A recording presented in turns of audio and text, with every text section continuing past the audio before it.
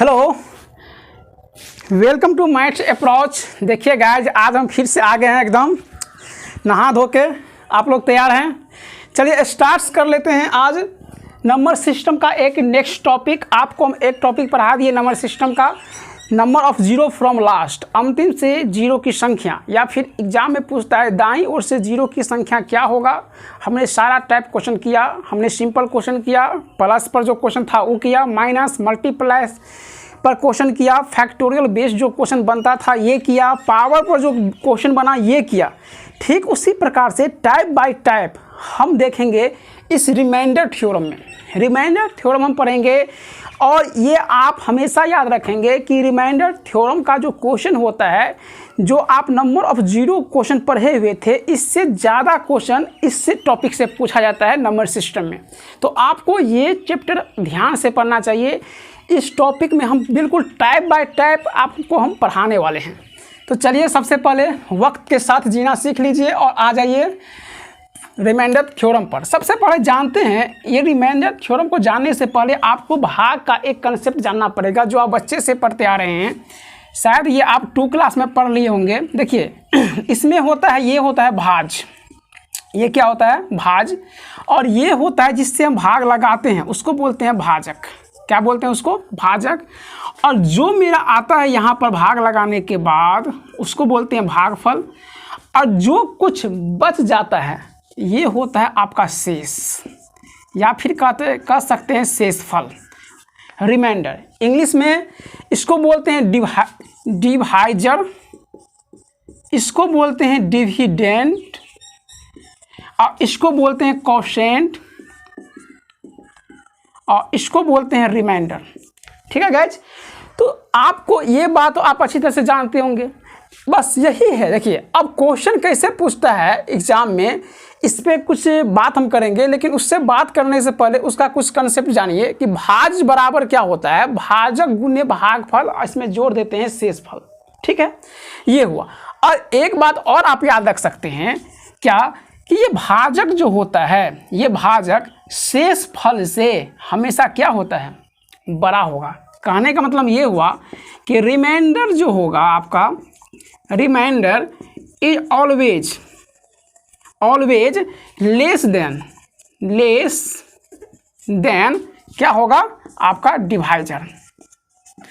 कहने का मतलब ये हुआ गाइज कि ये शेषफल जो होगा ये भाजक से हमेशा क्या होगा? छोटा होगा। ये आपको हमेशा ये बात याद रखनी होगी। ठीक है, तो चलिए ये बात अगर आप जान गए हैं तो अब चलते हैं। ये छोटा सा कंसेप्ट था जो आप जानते ही थे, तो अब चलते हैं नेक्स्ट बात की ओर, नेक्स्ट कंसेप्ट की ओर। देखिए गाइज, अभी अगर आप ये जान गए होंगे कि शेषफल जो होता है भाजक से अगर क्या होता है? छोटा होता है, तो इस पर बेस जो है आपको 3 तरह का क्वेश्चन बनता है, 3 टाइप क्वेश्चन बनता है। अब क्या बनता है? 3 टाइप। देखिए फर्स्ट केस में अगर आप देखेंगे तो आपको एक ऐसा नंबर दिया जाएगा, सपोज डेट अगर हम मान के चलिए आपको अगर ये देते हैं 147 में, हम बोलते हैं अगर 7 से डिवाइड लगाइए, तो एक टाइप क्वेश्चन ये हुआ। दूसरा केस में क्या बनता है? दूसरा केस बनता है कि अगर ये जो आपका डिविडेंड है यानी भाज है, और जिससे आपको भाग लगाना है, इससे ये बहुत बड़ा है, ये संख्या जो है नीचे वाली संख्या से बहुत बड़ा है, भाज जो है भाजक से बहुत बड़ा है, तब रिमाइंडर क्या होगा? अब केस नंबर 3 यहाँ पर देख लीजिए। केस नंबर 3 आपका ये बनता है कि अगर मान के चलिए ये अगर हम भाग कर रहे हैं 17 से, भाज जो है भाजक से क्या है? छोटा है, तब रिमाइंडर क्या होगा? ये 3 केस पर क्वेश्चन पूछे जाते हैं एग्जाम में। तो सबसे पहले हम केस नंबर 1 में अगर आप देखेंगे तो 1 में आप ये देखते हैं कि ये बहुत, अगर हम भाग करते हैं इसमें, अगर सिंपल से देखिए अगर भाग करें हम इसमें, तो अगर 7 से डिवाइड लगाते हैं तो 7 दूना कितना हो गया? 14, कट गया 7, 7 का 7, रिमाइंडर यहाँ से बच के क्या आया? 0। तो ये केस एग्जाम में नहीं है के बराबर पूछा, नहीं ही पूछा जाता है, ऐसे समझिए। ये कंसेप्ट लगता है, लेकिन आपको एग्जाम में डायरेक्टली ऐसा क्वेश्चन नहीं पूछा जाएगा। आपको डायरेक्टली एग्जाम में जो क्वेश्चन पूछा जाएगा या तो ये डाला जाएगा या ये डाला जाएगा। ठीक है, तो लेकिन ये हमको काम आने वाला है। देखिए तो यहाँ पर इसका रिमाइंडर जो बन के आएगा, क्या आएगा गाइज? 0। समझ रहे हैं दोस्त? इसी में हम आगे बात कर लीजिए। अगर टाइप नंबर अगर ये केस नंबर अगर 2 के बारे में अगर आप देखेंगे तो 2 के बारे में क्या देखते हैं, ये जो है भाज जो है भाजक से बहुत बड़ा है।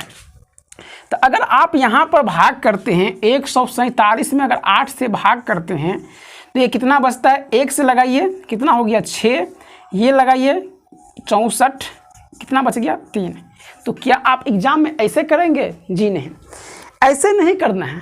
क्या करना है, देखिए इस चीज़ को अगर आप जब एग्जाम में पूछा जाएगा तो आप 147 को तो तोड़ के लिख सकते हैं, 100 + 47। इसके बाद जिससे आपको भाग लगाना है अर्थात भाजक आगा कितना है 8 है। इसका मतलब क्या हुआ, ये 100 में भी भाग लगाएगा और ये 47 में भी भाग लगाएगा। ये दोनों आप अलग अलग भाग लगा सकते हैं। तो यहाँ से अगर आप देखेंगे तो 8 × 8 1 2 20 8 दूना 16 बचेगा यहाँ से 4। आप अगर इसमें भाग लगाते हैं तो कितना बचेगा 4। लेकिन अगर आप इसमें 8 × 5 = 40 तो कितना बच गया यहाँ से 7। कितना बच गया 7। दोनों को जोड़ दीजिए फिर 8 से भाग लगाइए। 7 × कितना हो गया 11, फिर 8 से भाग लगाइए। भाग लगाएंगे कितना हो जाएगा 1 से लगेगा, रिमाइंडर आपका कितना निकल के आएगा 3। देखिए यहाँ भी 3 आया था और यहाँ भी 3 आया। तो आप इस कंसेप्ट का यूज करेंगे एग्जाम में, न कि इस कंसेप्ट का। ये बहुत गलत है, ऐसे आपको यूज नहीं करना है। बड़ा से बड़ा क्वेश्चन दिया रहे आप इसी कंसेप्ट का यूज करेंगे। हम इस पर बहुत सारा क्वेश्चन आपको प्रैक्टिस करवाएंगे अभी इसी क्लास में। चलिए अब इस पर बात कर लेते हैं, इसमें कंडीशन क्या है इसको ठीक से समझिएगा। केस नंबर 3, केस नंबर 2 आप शायद समझ गए होंगे, इसको हम साफ कर देते हैं। केस नंबर 3 देखिए क्या है। केस नंबर 3 में है अगर 13 आपका क्या है, इसमें दिया गया है भाज, 17 दिया है भाजक, 13 जो है छोटा है, भाजक जो है बड़ा है। तब जब इस कंडीशन में अगर ऐसे क्वेश्चन पूछा जाता है तो इसका रिमाइंडर जो है क्या हो जाता है, भाज ही हो जाता है। क्या हो जाता है, भाज ही। अब आप बोलेंगे कैसे, देखिए अगर मान के चले 13 में अगर हम 17 से डिवाइड करेंगे तो ये डिवाइड तो नहीं लगने वाला है। लेकिन आपने शायद बच्चे में पढ़े होंगे अगर 0 से लगाएंगे तो यहाँ बचेगा 0 और रिमाइंडर क्या आ जाएगा 13। तो बस इस 3 कंसेप्ट, ये छोटा छोटा कंसेप्ट था जो आपको रिमाइंडर में जब हम फैक्टोरियल बेस्ड क्वेश्चन पढ़ाएंगे या फिर और पावर वाला क्वेश्चन पढ़ाएंगे वहाँ भी ये काम आने वाला है। तो अब तीनों कंसेप्ट को आप क्या रखेंगे, याद रखेंगे। लेकिन चलिए इस कंसेप्ट को और विस्तार से जानते हैं, बड़े बड़े क्वेश्चन एग्जाम में कैसे बनते हैं, कैसे पूछे जाते हैं। तो चलिए नेक्स्ट क्वेश्चन की तरफ देखिए गाइज, आ गए हैं क्वेश्चन नंबर 1 की तरफ। जो आप पहला जो कंसेप्ट देखे थे 3 केस, इसी केस में से ये अप्लाई कीजिए, क्वेश्चन बन जाएगा। देखिए अगर आपसे एग्जाम में इस टाइप के क्वेश्चन पूछे जाते हैं, बहुत सारा नंबर आपको अगर जोड़ में दे दिया जाता है या बहुत सारा नंबर आपको घटा में दिया जाता है सब टेक्स्ट में, या बहुत सारा क्वेश्चन आपको मल्टीपल में दे दिया जाता है, तो आपको सेम कंसेप्ट लगाना है जो कंसेप्ट हम यहाँ पर लगा रहे हैं। बस आपको याद इतना रखना है कि अगर यहाँ प्लस है तो प्लस प्लस करते जाना है, माइनस है तो माइनस माइनस करते जाना है, और अगर मल्टीप्लाई है तो मल्टीप्लाई करते करते जाना है। तो देखिए आ जाते हैं क्वेश्चन की तरफ। देखिए इसका मतलब हुआ क्या, इसका मतलब यही हुआ ना जी कि अगर तीनों जो नंबर को जोड़कर यहाँ पर जो आएगा संख्या उसमें 12 से डिवाइड करेंगे तब जाकर रिमाइंडर क्या आएगा ये फाइंड करना है। तो हम क्यों सबको जोड़ें, इस सबको जोड़ना ही नहीं है, सबको अलग अलग हम रिमाइंडर फाइंड कर लेते हैं, सबका अलग अलग रिमाइंडर फाइंड कर लेते हैं। जैसे आपको हम ये बताएं a + b + c में अगर हम d से भाग करते हैं तो इसका मतलब क्या हुआ, ये पहले किस फॉर्म में, तो a में d से भाग कर लीजिए, b में d से भाग कर लीजिए और c में क्या कर लीजिए d से भाग कर लीजिए। ये तो बराबर ही है, चाहे डायरेक्ट भाग कीजिए या ऐसे भाग कीजिए, दोनों क्या है कंसेप्ट एक ही है। ठीक है, यही कंडीशन यहाँ पर अप्लाना है। अब देखिए ये 123 में 12 से भाग करेंगे तो ये 12 से 12 रिमाइंडर कितना बचेगा यहाँ से 3। ये 12 चौक 48 है ना, कितना बचेगा 48 और 6 54 64, 12 पंचे 60, यहाँ से बचेगा 4। इसमें लगाएंगे 12 का 12 6 69, 12 पंचे 60, रिमाइंडर कितना बचेगा गाइज 9। आप इस सभी को जोड़ लीजिए, 12 से फिर डिवाइड कीजिए, 4 3 7 और 7 और 9 कितना हो गया 16 हो गया 16। 16 में 12 से डिवाइड कीजिए तो 12 का 12, रिमाइंडर जो बन के आएगा कितना आएगा गाइज 4। कितना आएगा गाइज, एक भूल कभी मत कीजिएगा कि इस दोनों को आप ऊपर नीचे कट कर देंगे, सोने कि 4 तिया 12 4 चौका 16, इसे कभी नहीं करना है। आपको रिमाइंडर फाइंड करना है, उसके भाजक में कभी छेड़खानी नहीं करनी है और उसके भाज में भी कभी छेड़खानी काट कुट के नहीं करनी है। अर्थात इसका सरलतम रूप सिंप्लीफाई आपको नहीं निकालना है। आपको क्या निकालना है, बेस 12 है तो माना ये भाजक है, ये भाज है, तब जाके रिमाइंडर क्या होगा तो 4। क्लियर, समझ गए होंगे। नेक्स्ट क्वेश्चन देखिए, यही दिया गया है, ये था आपका प्लस में, सम में था क्वेश्चन, ये दिया गया आपको माइनस में। सेम कंसेप्ट अप्लाई कीजिए, 7 से भाग देंगे कट जाएगा, 7 एकन 7, ये हो गया 19, 7 दूना 14, कितना बच जाएगा 14 5 19, 5 बचा। यहाँ पर देखिए 7 छक 42, पूरा का पूरा कट गया, रिमाइंडर 0। यहाँ से देखिए 7 चौक 28, कितना बचेगा 2, और 2 में फिर 22, 7 तिया 21 में 7 से डिवाइड लगाना है, घटाएंगे माइनस माइनस प्लस, तो ये बचेगा 2 बटा कितना 7। देखिए ये केस अभी आप पढ़े हुए थे, जब क्या हो भाज जो है भाजक से छोटा होता है तो आपका रिमाइंडर जो है ये क्या हो जाता है, भाज ही हो जाता है। ऐसा केस नंबर 3 पढ़े हुए थे, समझ गए, नहीं समझे? चलिए फिर चलते नेक्स्ट क्वेश्चन की तरफ, मल्टीप्लाई में। देखिए गाइज आ गए क्वेश्चन, आपको ये अगर मल्टीपल में दिया रहे तब क्या करेंगे, सेम कंसेप्ट को अपनाएंगे, लेकिन अगर मल्टीप्लाई का साइन है तो मल्टीप्लाई का साइन देंगे। ठीक है, ठीक है ना।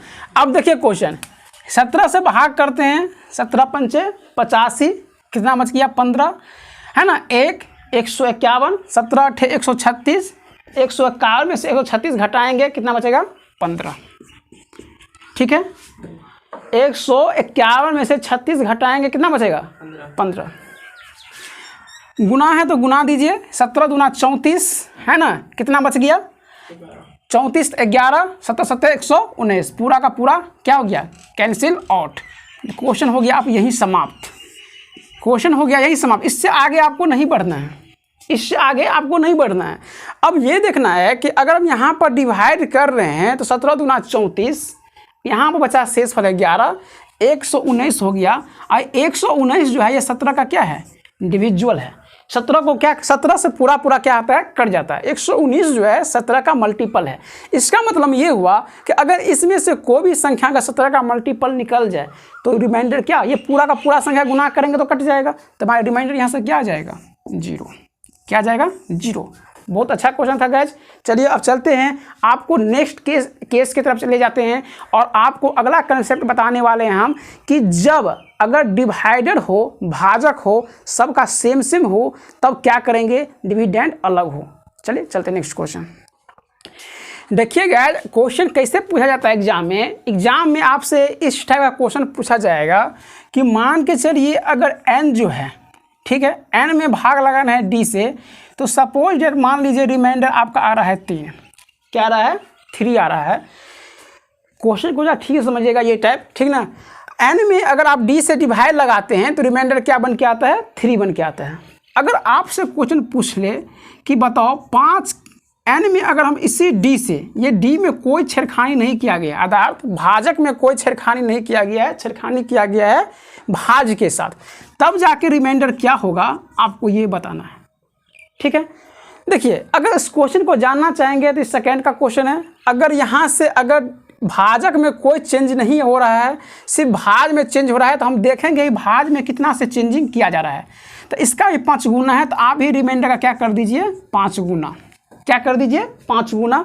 अब भाग किससे लगाना है, जिससे भाग लगाना है। मान के चलिए अगर हम यहाँ से क्या 7 से भाग लगा रहे थे, तो 7 से भाग लगा रहे थे, तो 7 से आप यहाँ भी भाग लगाइए, तो 5 तिया 15, 7 से भाग लगाएंगे, रिमाइंडर बन के यहाँ से कितना आ जाएगा 1। तो ये तो बनाने का तरीका हुआ कि आप 2 सेकंड में क्वेश्चन को सोल्व कर सकते हैं। लेकिन आपके मन में जिज्ञासा जरूर आया होगा कि भाई अगर यहाँ पर भाजक जो है अगर सेम सेम है, अगर डिविडेंड अगर 5 गुना हो जा रहा है, तो रिमाइंडर फिर एक ही क्यों। चलिए इसको भी देखते हैं, है ना। उसको कैसे समझेंगे, पूरा कंसेप्ट के साथ समझते हैं। समझिए क्वेश्चन को, ठीक है। देखिए अगर मान के चलिए हमारे पास, हम क्वेश्चन क्या बोले, ये डाटा दिया गया है। अगर आपको ये है कि 7 से आप डिवाइड करते हैं n में, तो आपका जो रिमाइंडर आता है 3, क्या आता है 3। तो समझ लीजिए यहाँ पर जो भागफल है आपको नहीं मालूम है, तो हमने मान लिया यहाँ पर भागफल जो है क्या है x, ये हमने मान लिया। क्या कर लिया हमने, मान लिया। मान लेना ही बहुत बड़ा चीज़ है मैथमेटिक्स में, आप किसी को कुछ मान सकते हैं, है ना। चलिए यहाँ पर देखिए, अब यहाँ पर x का वैल्यू, ये n का वैल्यू निकालेंगे तो n का वैल्यू क्या निकल के आ जाएगा, भाजक गुने भागफल और प्लस क्या होता है, शेषफल। तो 7x और प्लस कितना हो गया 3, ये आप अच्छे तरह से समझ गए। अब हमको पहुँचना कहाँ है, 5n पर पहुँचना है, पंचगुना है। ये n जो है इस n का पंचगुना है, तो इसका भी 5 गुना कर दीजिए। तो ये कितना, उसको भी करेंगे 5 गुना। तो अगर ये हुआ 5 गुना तो ये भी कितना होगा 5 गुना। तो 5 गुने कितना लिखेंगे 7x और प्लस 5 गुने कितना लिखेंगे 3x। बात समझे। अब 7 से डिवाइड लगना है, तो 7 से डिवाइड यहाँ भी लगाइए और 7 से डिवाइड यहाँ भी लगाइए। देखिए हो गया क्लियर। अब देखिए ये 7 जो है इसका क्या है, मल्टीपल है। x का वैल्यू आप कुछ भी रखेंगे तो यहाँ पर 7x जो है इस 7 का क्या हो जाएगा, एक मल्टीपल हो जाएगा। इसका मतलब यहाँ से जो रिमाइंडर निकलने वाला है ये क्या आने वाला है, 0। क्या आने वाला है, 0। यहाँ पर क्या होता है 5 तिया 15, कितना होता है 5 तिया 15। और जब इसमें 7 से भाग देंगे तो रिमाइंडर कितना आएगा 1। देखिए सेम प्रोसेस से अगर उसको हम ये हुआ बेसिक, अगर हम बेसिक से बनाते हैं तो ये इतना में बन के ऐसे हम बनता है क्वेश्चन। लेकिन जब हम बनाए थे तो बस इतना हम कैलकुलेशन किए हुए थे, समझ गए। चलिए फिर चलते हैं, आपको नेक्स्ट कंसेप्ट की ओर इसी में ले जाते हैं।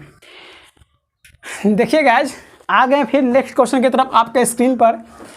सबसे पहले आप ये देख लीजिए कि n में अगर हम क्या करते हैं 18 से भाग लगाते हैं तो रिमाइंडर जो बन के आता है 7 बन के आता है।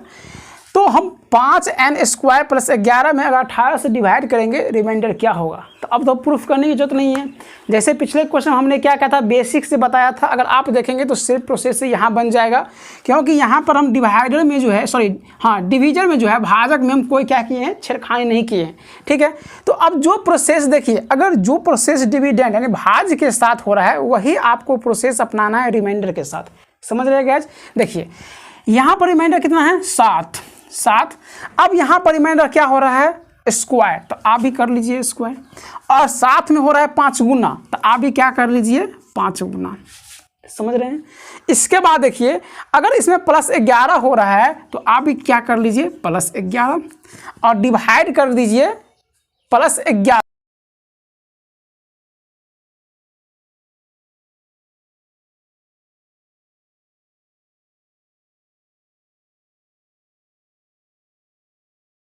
तो आप यहाँ पर 11 प्लस कर लेंगे क्योंकि यहाँ 11 प्लस है। 18 से डिवाइड लगाना है, 18 से डिवाइड लगा लीजिए।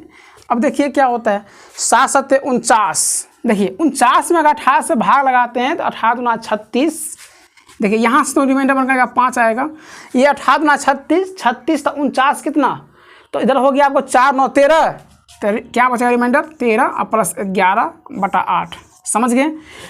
ये कितना हो गया 13 5 से कितना हो गया 65। तो 65 में अगर आप कितना से 18 से डिवाइड करते हैं 18 या 54, आपको यहाँ से निकल के आएगा 11 और प्लस 11 फिर 18 भाग करना है, तो क्या हो जाएगा 22/18। तो आपको यहाँ से रिमाइंडर कितना मिल जाएगा 4। कितना मिल जाएगा 4, समझ गए गाइस। शायद आप अच्छी तरह से समझ गए होंगे, आपको हम समझाने में बिल्कुल कामयाब रहे होंगे।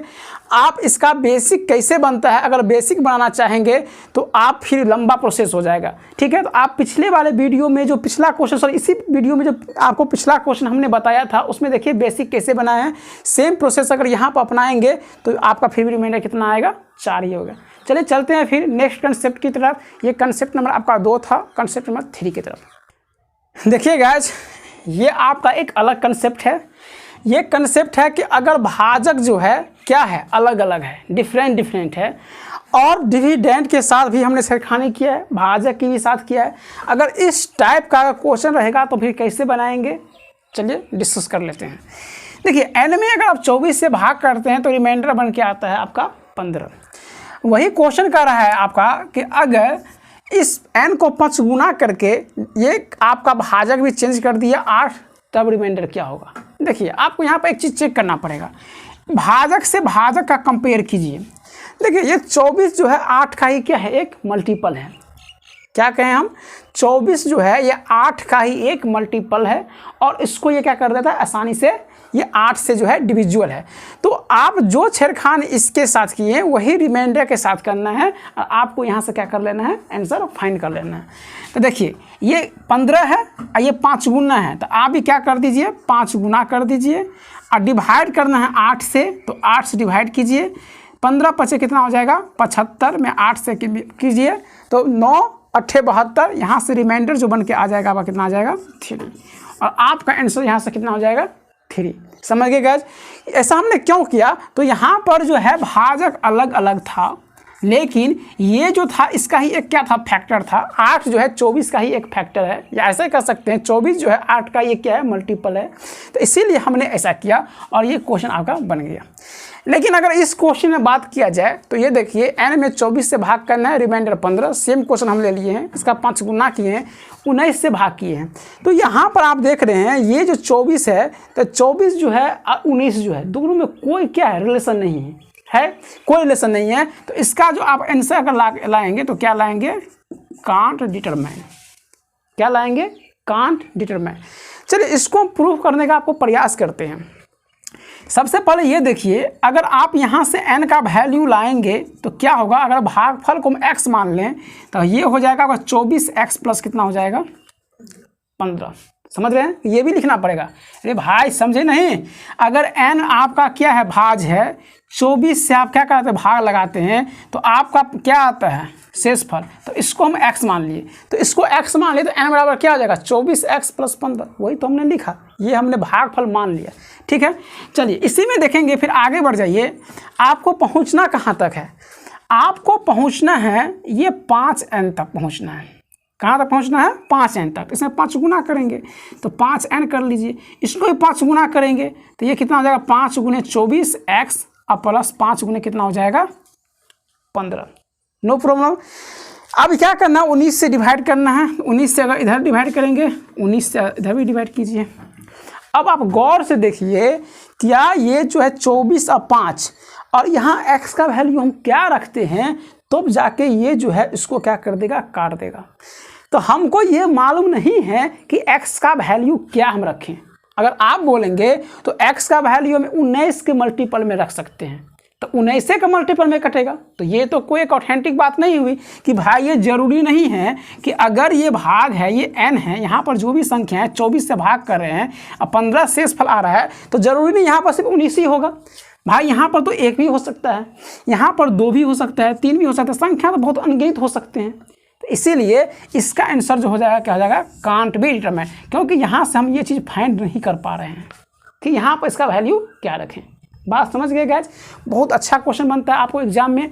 आपको ऐसे ऐसे क्वेश्चन जरूर करने चाहिए और देखने चाहिए कि ये क्वेश्चन एग्जाम में अगर पूछते हैं तो आप सेकंड में ये क्वेश्चन बनाएंगे और 2 नंबर यहाँ से आप ला सकते हैं। चलिए और आगे बढ़ जाते हैं क्वेश्चन की तरफ। क्वेश्चन नंबर देखिए ये 3rd, ये इसी टाइप का क्वेश्चन है। देखिए यहाँ पर क्या देखे थे n में 24 से भाग के रिमाइंडर 5, सेम चीज़ यहाँ से लिए हैं, लेकिन यहाँ पर इसका ये फैक्टर, लेकिन ये इसका क्या है फैक्टर भी नहीं है, मल्टीपल भी नहीं है। तब क्या करें, कुछ नहीं करना है। अगर इसका ये 5 गुना किए हैं तो उसका ये 5 गुना कीजिए, ठीक है। अब भाग लगाना है 60 से तो भाग लगाइए 60 से, लेकिन यहाँ पर एक कंडीशन अप्लाई है। देखिए कंडीशन क्या अप्लाई है, 24 में और ये 60 में, 24 में और क्या है 60 में एक चीज़ क्या है फैक्टर है, एक चीज़ क्या है फैक्टर है, तो उस फैक्टर पर आपको ध्यान देना है। ठीक है, तो देखिए गाइज, तो आपको यहाँ पर क्या किए, इसका भी हम 5 गुना कर लिए। अगर यहाँ पर 5 गुना किए तो आप यहाँ पर ये बात ध्यान दीजिए 24 और 60 में एक कॉमन जरूर है, और ये कॉमन क्या है तो 12, क्या है कॉमन 12। तो इसका मतलब ये हुआ कि अगर इस दोनों में 12 कॉमन है तो ये एक दूसरे से डिविजिबिलिटी होगा। ठीक है, तो यहाँ पर आप अगर 60 से डिवाइड करते हैं तो ये 60 से डिवाइड कीजिए, 15 × 5 = 75 में 60 से भाग करेंगे तो रिमाइंडर यहाँ से आपको बनकर आ जाएगा 15। तो ये 3 टाइप क्वेश्चन आपने देखा, क्या देखा फिर से रिवाइज कर लेते हैं। अगर क्या है भाजक अगर अलग अलग हो लेकिन या क्या हो एक दूसरे का फैक्टर हो या मल्टीपल हो, तो रिमाइंडर में सेम प्रोसेस अपनाना है जो क्या है आप भाज में अपनाए हैं और फिर उस डिवाइस से भाग करके आपको यहाँ से शेषफल ला लेना है। बात समझ गए। ठीक उसी प्रकार से लेकिन इसमें क्या करना है, जब इसका नहीं हो भाजक में कोई रिलेशन नहीं हो तो इसका आंसर क्या हो जाएगा, कान डिटरमाइंड। और इसमें ये देखें कि इस दोनों में भाजक भाज समझ में नहीं आ रहा है, लेकिन कुछ ना कुछ कॉमन है, फिर भी ये जो प्रोसेस इसमें अपनाए हैं वही प्रोसेस यहाँ अपना के यहाँ से क्वेश्चन कर सकते हैं। तो देखिए गाइज, आज जो है इस सारा कंसेप्ट हमने, ये जो क्या होता है रिमाइंडर थ्योरम का सारा कंसेप्ट हमने पढ़ा, सारे बात को जाना। शायद हम अच्छी तरह से हम कामयाब हुए होंगे आप लोगों को समझाने में। आप लोग इसके बाद का जो वीडियो आएगा तो इससे जितना भी सारा बेस्ट क्वेश्चन बनता है या अलग भी टाइप कोई क्वेश्चन बनता है तो सारे क्वेश्चन को आपको करवाया जाएगा। तब तक के लिए आप बने रहिए, मिलते हैं आपको नेक्स्ट वीडियो में। जय हिंद।